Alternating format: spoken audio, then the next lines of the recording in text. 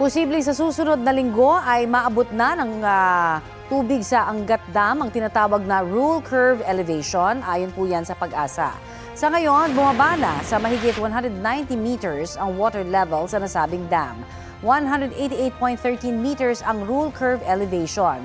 Kapag narating na ng tubig ang ganitong kababang level, posible nang pag-aralan ang pagpapatigil muna ng water allocation para sa irigasyon. Ang Angat Dam ang pinagkukunan ng 90% ng water source para sa Metro Manila. Umaasa po ang Pag-asa sa mga susunod na araw ay uulanin ang Angat watershed sa tulong ng mga local thunderstorm. Bukod sa Angat, bumaba rin po ang tubig sa Ambuklao, San Roque, Pantabangan at Caliraya reservoirs. Tumaas naman ang water level sa Ipo, Lamesa, Binga at Magat reservoirs.